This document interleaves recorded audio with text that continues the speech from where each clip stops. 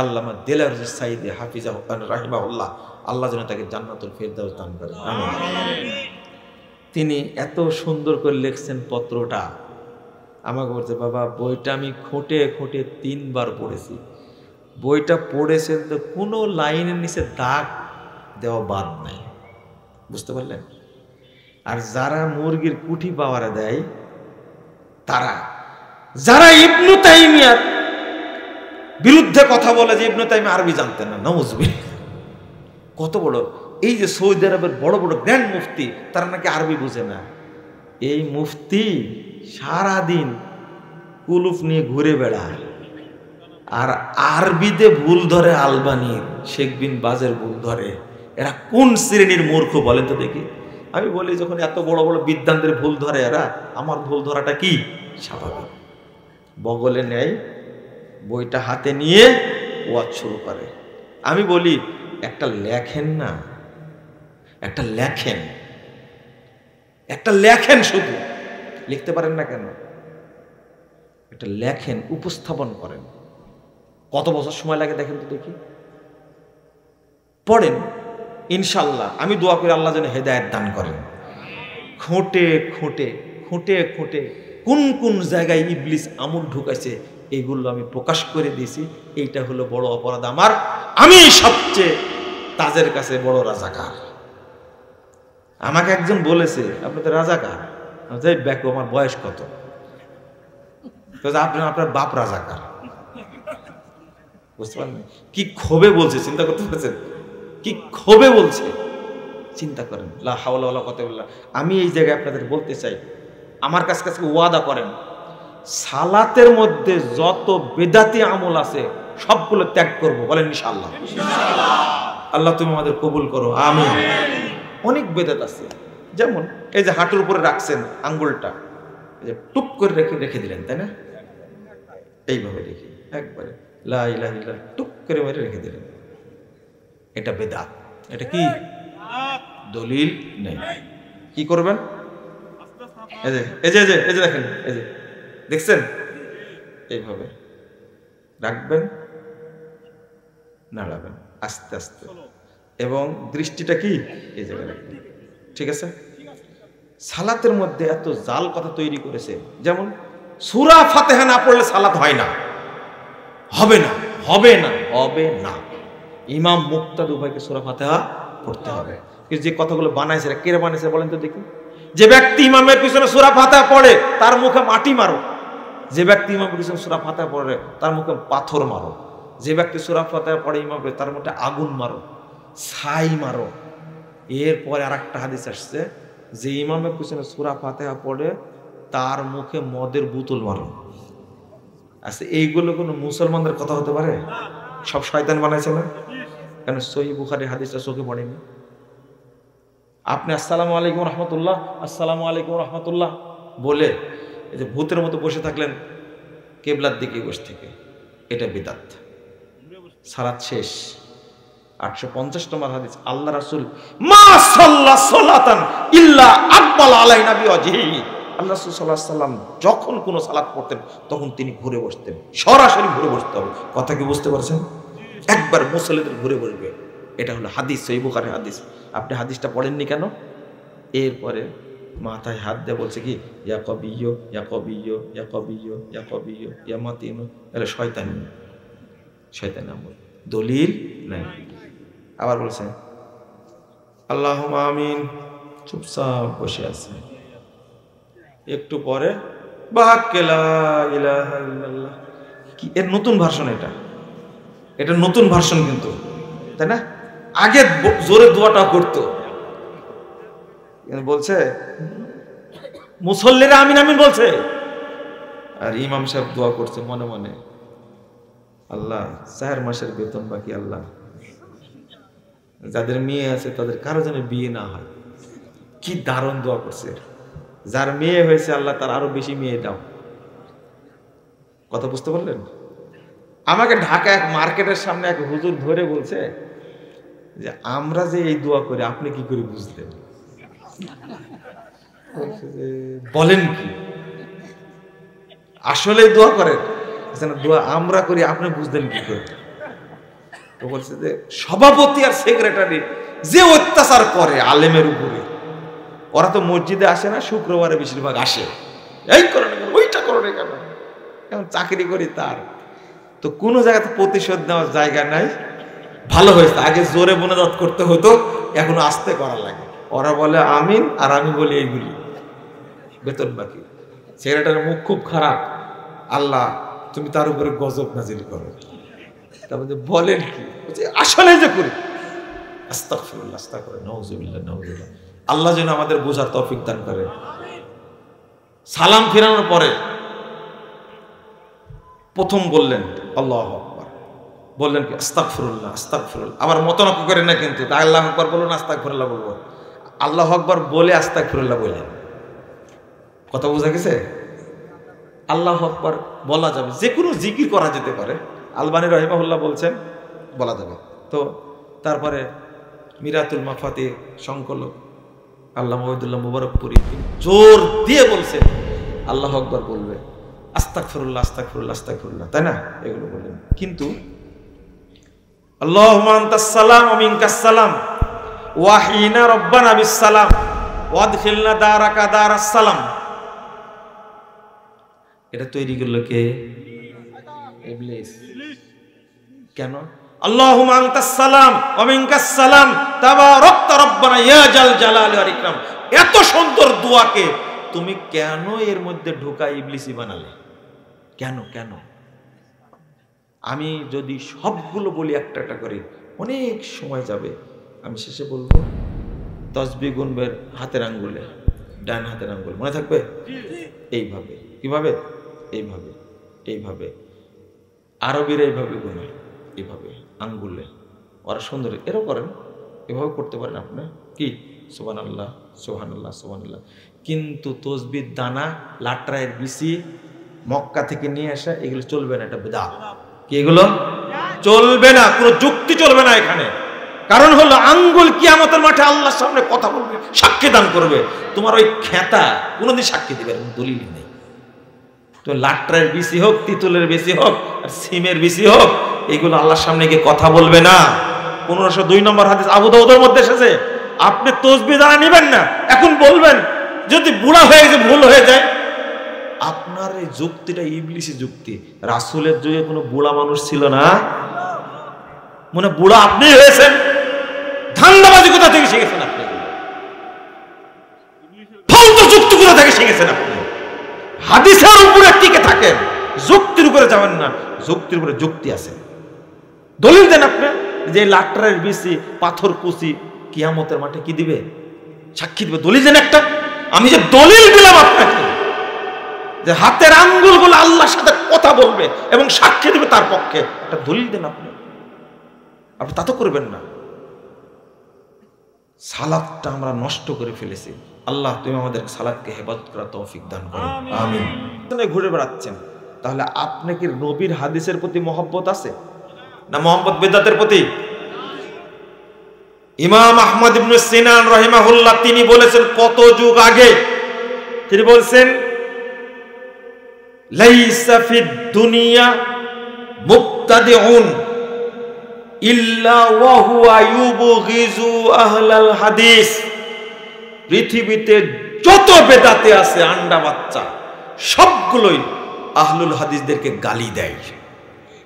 ওয়াইজাবতাদার রাজুল নুজিয়া হালাওয়াতুল হাদিস মিন কলবে, যখন কোনো ব্যক্তি বেদাতের সাথে জড়িত হয়ে যায় তখন তার অন্তর থেকে হাদিসের মহব্বতকে ছিনিয়ে নেওয়া হয়। আপনি ইবলিসকে চিনেন না, চিনলে এর খপ্পরে পড়তেন না, এর খপ্পরে। ইবলিস প্রত্যেকটা ক্ষেত্রে ডান হাতে পানি খেলে পানিতে বরকত হয়। কি হয়? ইবলিস বলেছে তুই এখন তুই বাম হাতে খাবি, এবং এত পছন্দ করে জানেন বাম হাতে খাওয়া, আর এত স্টাইল করে খায়, বাম হাতে পানিটা খায়, স্টাইলে আলাদা। আমি যখন দেখি তখন মনে হয় যে সরাসরি ইবলিস খাচ্ছে। আমার দেখে মনে হয় এই আদম সন্তান কিভাবে শয়তান হয়ে গেল, আচ্ছা, আপনি আপনার সন্তানকে এটাই শিক্ষা দিতে পারেননি, তাহলে কি শিক্ষা দিয়েছেন বলেন তো দেখি? কি শিক্ষাটা দিয়েছেন? আপনার সন্তানকে এটা শিক্ষা দিয়ে, এটা কিন্তু বাপ মায়ের দোষ, কিন্তু এটা বাপ মায়ের দোষ।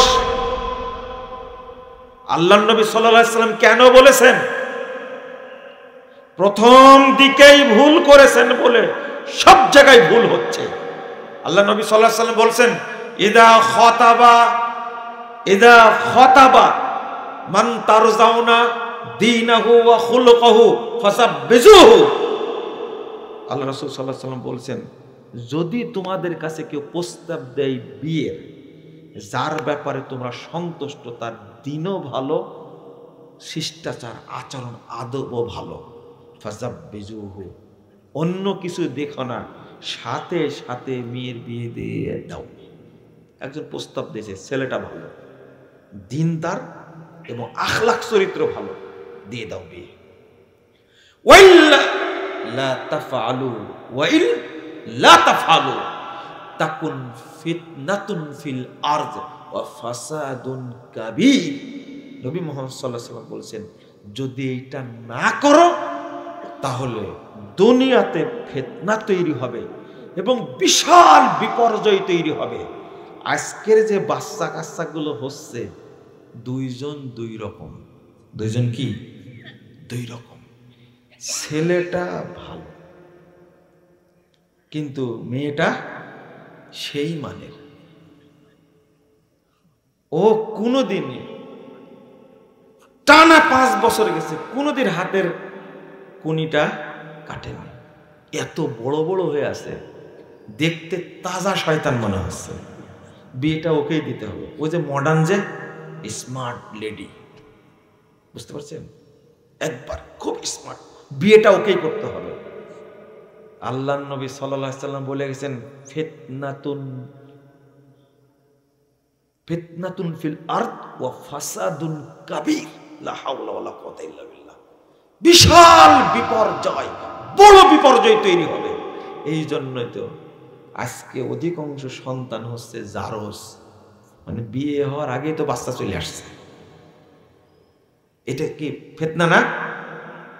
হ্যাঁ, ভালো একটা ছেলে দেখাই দিলেন আপনি, টাকা নাই, পয়সা নাই, পরিবার, চাকরি নাই, ওর সাথে বিয়ে দিয়ে কি হবে?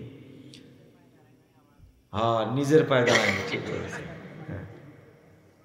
অত খারাপ কথা বলা যাবে না, যে কথা বলেছেন নিজের পায়ে দাঁড়ানোর কথা। আমি বলছি আস্তাগফিরুল্লাহ, আস্তাগফিরুল্লাহ। আপনি কোন জায়গায় ভুলটা করেছেন খুঁজে দেখেন।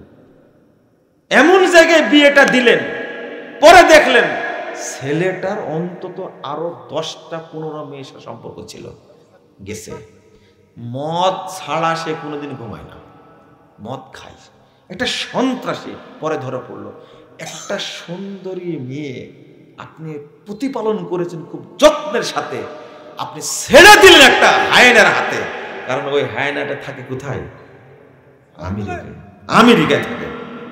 ওই যে ইন্টারন্যাশনাল শয়তানটা ওর হাতে দিয়েছেন, যে 6 মাস পরে বুঝতে পেরে মেয়েটাকে নিয়ে চলে আসছেন। এটাই হলো আপনার কি পরিস্থিতি? এটাই হচ্ছে। আপনার সন্তানকে কিভাবে শিক্ষা দিবেন?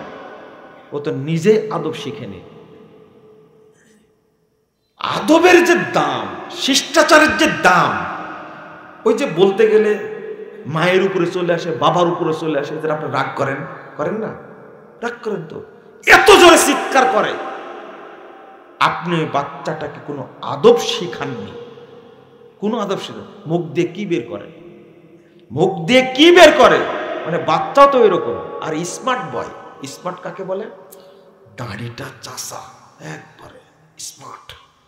তারপরে শার্ট প্যান্ট পরে আছে, একটা টাই পরা আছে, হাতে একটা সিগারেট আছে, আর যে জুতা পরে আছে, গাড়ি থেকে যখন বের হচ্ছে মনে একটা তাজা শুয়োর বের হচ্ছে, তাই না বিষয়টা? আপনি একে স্মার্ট বয় বলছেন? এ হলো একজন পথভ্রষ্ট লোক। একে আপনি শিক্ষিত বলছেন, আবার স্মার্ট বলছেন। আর এর হাতে আপনার নিজের পোশাক, এই মানে সরলা মেয়েটাকে হাতে তুলে দিলেন স্মার্ট বয় হিসাবে। ও হলো একটা মদখোর, একটা সন্ত্রাসী, একটা চোর, একটা দুর্নীতিবাজ, একটাও তার হাতে তুলে দিলেন। এটাই তো হলো তাকুন কি ফিতনাতুন ফিল আরদ ওয়া ফাসাদুন কাবীর। লা হাওলা ওয়ালা কুওয়াতা ইল্লা বিল্লাহ। প্রথম জায়গায় ভুল করেছেন। আল্লাহ রাসূল বলেন তুনকাহুল মারআতু লিআরবাইন, চারটা জিনিস দেখে বিয়ে করতে হয়। লিমালিহা ওয়া লিহাসাবিহা ওয়া জামালিহা, তারপরে কি ওয়া দীনিহা, সম্পদ দেখে, বংশ দেখে, সৌন্দর্য দেখে, দিন দেখে। এইটা হলো প্রচলন আছে। তোমরা কি করো? ফাসফার বিজাতিদ দ্বীন, তোমরা দিন দেখে বিয়ে করো। আমরা প্রথম দিকে কি সম্পদ আর দেখি সৌন্দর্য, তাই না? বংশ তো দেখি না। যাই হোক না করো, সম্পদ থাকলে হলো, চোর চোরটা হলো কোনো সমস্যা নাই, তাই না? দুর্নীতিবাজ হলে সমস্যা নাই। আপনি কোন জায়গাটা ভুল করেছেন? এই ভুলটা করার কারণে শয়তান আপনার বাড়িতে বাসা বেঁধেছে। কি বেঁধেছে? বাসায়। আপনি তো মনে করছেন ভালো একটা মেয়ে নিয়ে আসলাম, তাই না? না, এটাই শয়তান। এটাই আমার কথা না তো, রাসূলুল্লাহ সাল্লাল্লাহু আলাইহি ওয়াসাল্লাম বলছেন ইন্নাল মারআতা তুকবিলু বিসূরাতিন শাইতান ওয়া তুদবিরু বিসূরাতিন শাইতান। ও যায়ও শয়তানের সুরাতে, আসেও শয়তানের সুরাতে, মানে শয়তান ওর সাথে লেগেই থাকে সব সময়। এটা আল্লাহ সহিহ মুসলিমের হাদিস। আপনি কোথায় যাবেন? তাহলে জায়গায় ভুল করলে সারা জীবনে কি হবে? ভুল হতেই থাকবে। আর নামটা রাখছেন কি বাচ্চাটার? পল্টু, ডলার, লিটন। মেয়েটা হয়েছে রাগনা হয়েছে বর্ষা, বন্যা, বৃষ্টি। আরে হারাম করে আর কোনো নাম পাননি? হ্যাঁ, আস্তাগফিরুল্লাহ। নাট, বল্টু, বল্টু নাম আছে না? আছে। আস্তাগফিরুল্লাহ। এগুলো কি মুসলিমদের নাম? নাম রাখছে সুমন। রাম ছাগল কোথাকার। মুসলিম পরিবারে জন্মগ্রহণ করে সুমন নাম রাখতে হবে? কে শিখাইছে? আরো যে নামগুলো আছে এগুলো বলাটা খারাপ। আস্তাগফিরুল্লাহ। কারণ ভালো নাম রাখতে জানেন না?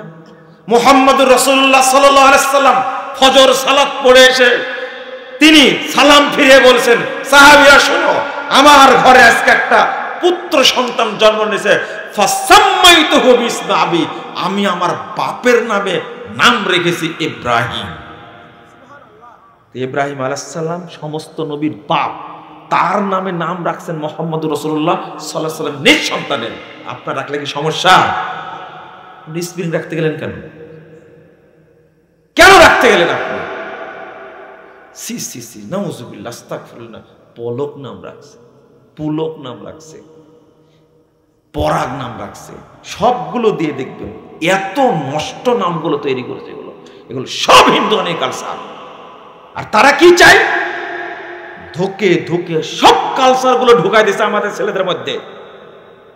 সুদানের জন্য দোয়া করছেন, তাই না?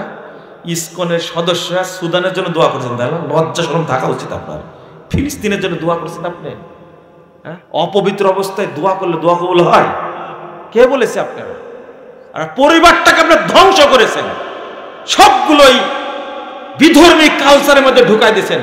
বাড়িতে দেখবেন ছেলেটা চুল কাটছে, কি ডাঁটের চুল কাটা, রোনালদো মার্কা, কি নাম ওর?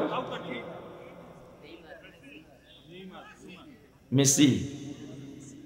চিন্তা করেন, আস্তাগফিরুল্লাহ। এদের কাটিং এ চুল কাটছে। আপনি আপনার সন্তানকে কি শিক্ষা দিলেন? কি শিক্ষা দিলেন? আপনি নিজেও তো কিছু শিখেননি। সব জায়গায় শয়তান লেগে আছে। কত যার শয়তান আছে, কতটা যে শয়তান আছে। বাড়িতে ঢোকার সময় সালাম দিয়ে ঢুকতে হয়। ও বিসিএস কাটা জানে না এখন পর্যন্ত, ও ডাক্তার জানে না, ও সচিব জানে না, জজ সাহেব জানে না। মানে শয়তান নিয়ে যায়, শয়তান নিয়ে আবার ঢোকে। নাহলে শিক্ষিত অবস্থায় এত খারাপ কাজ করে কি করে? প্রথম দরকার ছিল এটা জানা, যত রকমের বিধর্মী সংস্কৃতি আছে, যত কালচার আছে, সবগুলোকে এক বাক্যে বর্জন করতে হবে। আল্লাহ রাব্বুল আলামিন বলেন, ইয়া আইয়ুহাল্লাযীনা আমানু ইন তুতিউ ফারীকাম মিনাল্লাযীনা উতুল কিতাব ইয়ারুদ্দুকুম বাদা ঈমানিকুম কাফিরিন।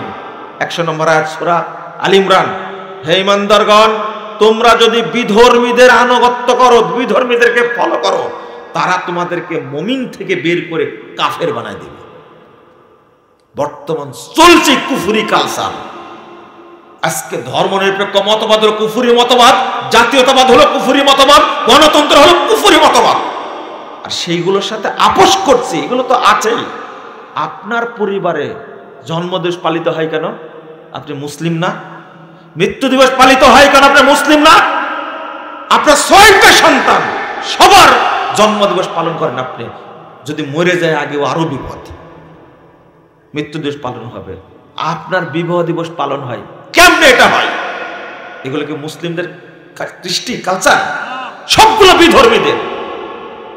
আপনি যদি এই চিন্তাটুকু না করেন তাহলে বুঝবেন আমার পিছনে অনেকগুলো শয়তান ধরে আছে। কত?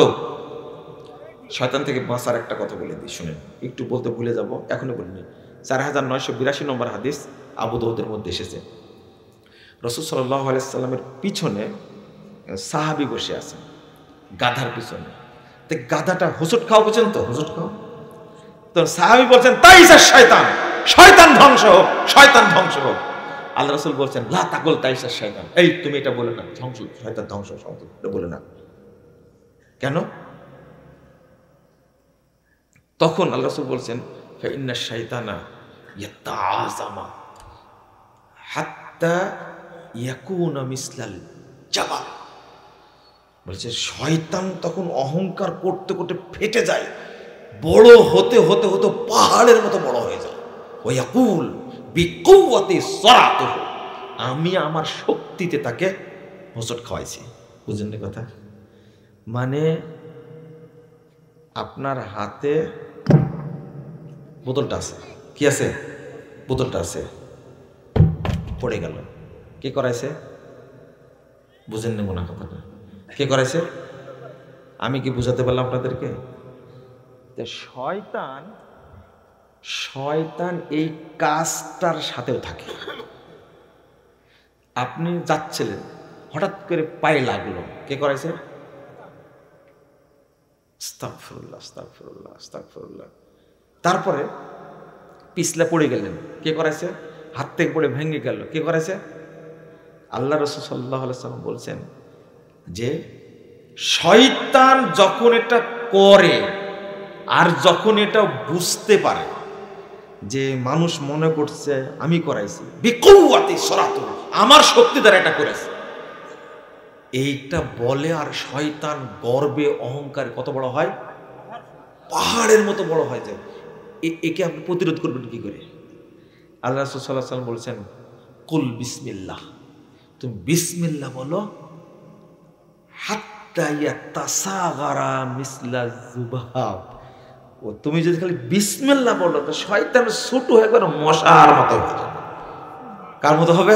মশার মতো হয়ে যাবে, ওর কোনো শক্তি থাকবে না। আবু দাউদের হাদিস। আপনি চিন্তা করেন আল্লাহর নামের কত দাম। শুধু কি বলতে হবে? বিসমিল্লাহ। পড়ে যাচ্ছে, বলবেন কি? বিসমিল্লাহ।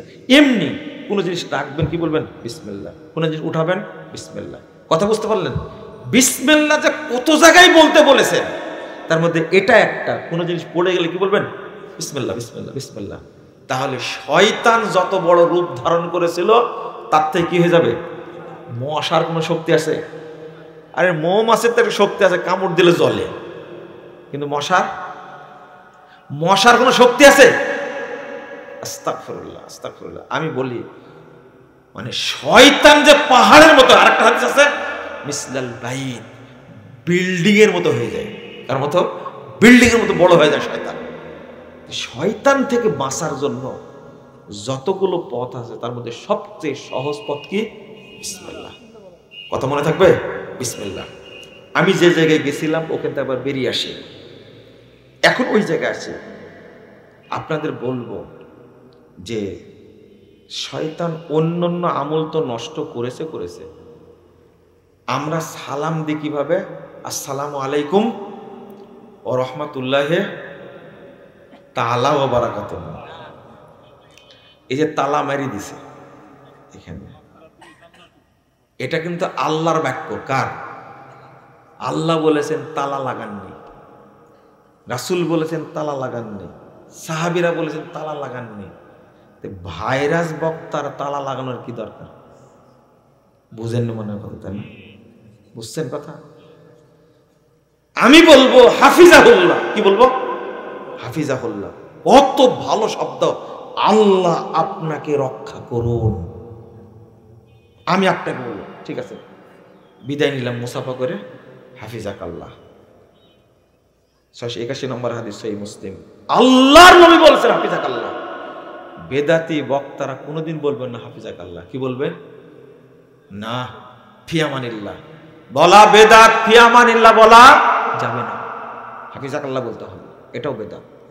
আরেকটা হলো, এটা হলো সুফিবাদী শব্দ, সুফিদের শব্দ ফিয়ামানিল্লাহ। আরেকটা হলো দামাত বারাকাতুহুমুল আলিয়া। বরকত কি? সম্মান বৃদ্ধি পাক। এই সম্মান বৃদ্ধির মালিক কে? কই? আল্লাহ। এই সুফিরা, আশআরী এবং মাতুরিদীরা কখনো আল্লাহকে কোনো কাজ দিতে চায় না। ওরা বলে আল্লাহকে কোনো কাজ দেওয়া যাবে না। অথচ নবী মুহাম্মদ সাল্লাল্লাহু আলাইহি সাল্লাম, আল্লাহ রাব্বুল আলামিন নিজেই বলছেন কাল্লামাল্লাহু মূসা তাকলিমা। আল্লাহ রাব্বুল আলামিন মূসা আলাইহিস সালামের সাথে কথা বললেন। ওরা অনুবাদ করবে জানেন, মূসার সাথে আল্লাহর কথোপকথন হলো জটিল। আলেম মানুষ খেয়াল করেন, অনুবাদ করলো কি? এটা হলো সুফিদের অনুবাদ, এটা হলো আশআরীদের অনুবাদ, মাতুরিদীদের অনুবাদ। অনুবাদ করতে হবে আল্লাহ রাব্বুল আলামিন মূসা আলাইহিস সালামের সাথে কথা বলেছেন। কথা বোঝা গেছে? কিন্তু ওরা অনুবাদ করলো কি? আল্লাহর সাথে মূসার কথোপকথন হলো। কে হলো, কে বলল, কার সাথে বলল, সেটা কিন্তু হলো না। দামাত বারাকাতুহুমুল আলিয়া, মর্যাদা বৃদ্ধি পাক, এটা বলা যাবে না। হাদিসের শব্দ বললে সমস্যা কি? আপনি নতুন করে বানাবেন কেন? মরহুম, মরহুম, মরহুম মানে কি? মরা না, রহমত প্রাপ্ত। রাইট, রহমত প্রাপ্ত কে বলেছে? গজব প্রাপ্ত তো হতে পারে। বুঝেননি কথা? বলতে হবে কি? মরহুম না, রহিমাহুল্লাহ, আল্লাহ তার উপরে রহম করুক। দোয়া হলো না? ওরা তৈরি করছে good morning, good afternoon, good evening, আর আমাদের হুজুরেরা তৈরি করছে আলাদা, মরহুম, মগফুর। মগফুর, মরহুম মগফুর বলা যাবে না। এটা হলো সুফিদের শব্দ। ইবলিস এটাও নষ্ট করে দিয়েছে। বলতে হবে গফারাল্লাহু লাহু, আল্লাহ তাকে ক্ষমা করে দিন। দোয়া হলো না একটা? আমরা তো মগফুর, মাফ করে দেওয়া হয়েছে। তোমার বাপ কেমনে জানলো? মাফ করে দেওয়া হলে কেমনে জানলো? বলতে হবে কি? গফারাল্লাহু লাহু, আল্লাহ তাকে যেন ক্ষমা করে দেন। এটা দোয়া হলো না? রহিমাহুল্লাহ, আল্লাহ তার উপর রহম করুন। ওরা আল্লাহকে দায়িত্ব দিতে চায় না। আল্লাহকে কাজ দিলাম না, আল্লাহ যেন রহম করে, আল্লাহ যেন ক্ষমা করে, আল্লাহ যেন হেফাজত করে, আল্লাহ যেন বরকত দান করে। আরে দুইজন ফেরেশতা আল্লাহর নবীকে নিয়ে যাচ্ছেন। ওই যে হাদিস শুনেননি, ইনতালেক ফান তালাক না। আমি জিজ্ঞেস করলাম যখন এই লোকটাকে, সাগরের মধ্যে হাবুডুবু খাচ্ছে, আর একজন ব্যক্তি কাছে আসলে পাথর দিয়ে মারছে, আবার মাঝখানে চলে যাচ্ছে। মান হাউলাই, এরা কারা গো? তখন বলছে ইনতালেক ফান তালাক না, আমাদের বলা হলো চলেন, আমরা চলতে থাকলাম। হাদিস শুনেছেন না? এই দুইজন ফেরেশতা যখন ঘটনা বলে দিলেন, এই লোকটা হলো সুদখোর, এ হলো জেনাকারী, এই হলো মুলবি, সালাতের ওয়াক্ত চলে যাচ্ছে, ঘুমায় থাকে। যখন বলে দিল, তখন আল্লাহ রাসূল দোয়া করছেন, বারাকাল্লাহু ফিকুমা, আল্লাহ তোমাদের দুইজনকে বরকত দান করুন। আপনি হাদিস আছে, হাদিস তো চোখে পড়বে না, কারণ বেদাতীরা কখনো হাদিসকে মহব্বত করে না। ওরা মহব্বত করে শয়তানকে, শয়তানকে মহব্বত করে। আজকে আমি শেষে একটু বলেই শেষ করে দিই, সেটা হলো আমি আপনাদের অনুরোধ করব, শয়তান যেহেতু সব জায়গায় লেগে আছে, তাই না? সব জায়গায় কি লেগে আছে, সুতরাং আপনার কাছে শয়তান সবচেয়ে ভয়ানক এক ব্যাপারে, শয়তান প্রথম বানাতে চায় কাফের। কি বানাতে চায়? কাফের। যখন কাফের বানাতে পারে না তখন বেদাতি বানায়। কি বানায়? বেদাতি বানায়। যখন বেদাতি বানায় ফেলে তো তার জন্য সুবিধা হয়। শয়তান কিভাবে বেদাতি বানায় জানেন? যেমন সালাতের ক্ষেত্রে, ওযুর ক্ষেত্রে, আজানের ক্ষেত্রে যতগুলো জাল হাদিস তৈরি করেছে। আচ্ছা, পবিত্রতা হাসিল না করলে ওযু হবে? ওযু না হলে সালাত হবে কি না? দেখেন, ওযু পবিত্রতাই হাসিল হয় না।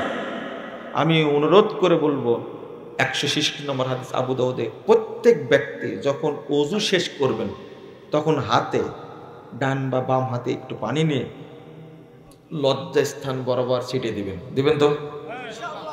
কে কে দেন? আলহামদুলিল্লাহ, আলহামদুলিল্লাহ, খুব ভালো লাগলো। অনেকে হাত তুলেননি, দিবেন। কানা রাসূলুল্লাহ সাল্লাল্লাহু আলাইহি ওয়াসাল্লাম ইজা বালা ইয়াতাওয়াদ্দাউ ওয়া ইস্তানজি, যখনই আল্লাহ রাসূল পেশাব করতেন, ওযু করতেন এবং কাপড়ে পানি ছিটাই দিতেন। রাসূল যদি ছিটে দেওয়া লাগে, মুস্তাদ আহমদের হাদিস, আল্লাহ রাসূলের কাছে আসলেন জিবরিল তাকে সালাত শিক্ষা দিলেন, ওযু শিক্ষা দিলেন। আল্লাহ রাসূল বলছেন, ফাইদা ফারাগা মিনাল উযু, যখন তিনি ওযু শেষ করলেন, কে রাসূলকে কাকে শিক্ষা দিয়েছে? জিবরিল আমিন। তো শেষ করলেন, আখাযা গুরফাতাম মা, তিনি পানি নিলেন হাতে, এক গুরফা পানি নিলেন, নেওয়ার পরে তিনি পায় ইস্তানজি, একবারে লজ্জা স্থান বরাবর ছেড়ে দিলেন। কেন? একজন ব্যক্তি পেশাব করলো, ঢেল নিল, তেনা নিল, টিস্যু নিল, 40 কদম হাঁটলো, কাশি দিল, উঠা বসা করলো, এরপরে কি সে নিশ্চিত হলো যে এক ফোঁটা বের হয়নি? বের হতে পারে না। এই গ্যারান্টি কে নেবে? আল্লাহর পক্ষ থেকে কত সুন্দর সেফটি। তুমি তো পানি খরচ করলে, পানি আর পেশাবের কি অবস্থা একই। পেশাব বের হয়ে লুঙ্গিতে লাগলো না, পানি বের হয়ে লাগলো, তুমি বুঝতে পারলে না। যদি লেগেও থাকে, সেফটির ব্যবস্থা করেছেন কে? আপনি এটা করেন না। আমি দেখেছি যারা লেফট লাইফ করে তারা এই কাজ করে না, আমি দেখেছি। মানে আপনি পবিত্র হন না, আপনি পবিত্র হন না, আপনি পবিত্র হন না। আপনাকে চিনি, আপনি যখন পেশাব করেন তখন দৌড়াদৌড়ি করেন, টয়লেট থেকে বের হয়ে দৌড়াদৌড়ি করেন না কেন? কোন দেশের জামালপুরের সম্মত এক লোক বলছে টয়লেট করতে গেলে ওরা পেশাব করে না। বলেন এটা আপনি কি বললেন? আপনি জিজ্ঞেস করেন, নর্মাল মুরব্বী মানুষ তো নর্মালি বলছে, আপনি জিজ্ঞেস করেই দেখেন। পায়খানা করতে গেলে কি করে না, ওরা পেশাব করে আটকে রাখে। তেমন যে সত্যি নাকি? তো বলছে যে যদি পেশাব বের হতো তাহলে তো 40 কদম হাঁটতো, এটাই দলিল।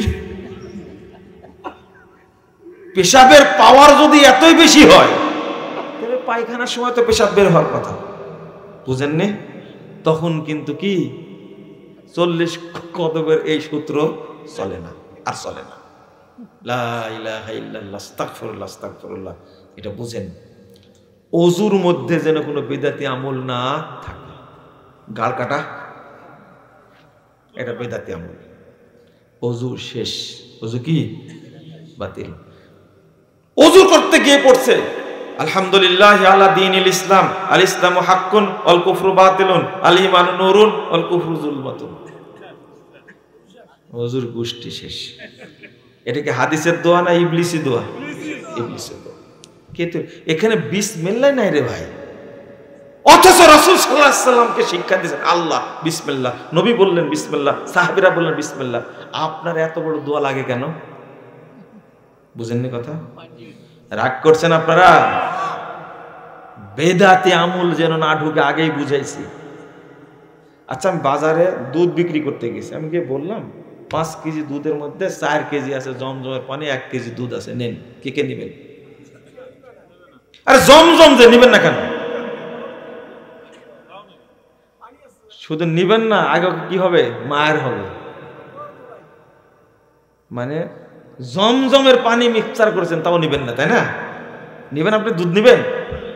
আমি কিনতে আসি দুধ, আমি তো জমজম কিনতে আসিনি।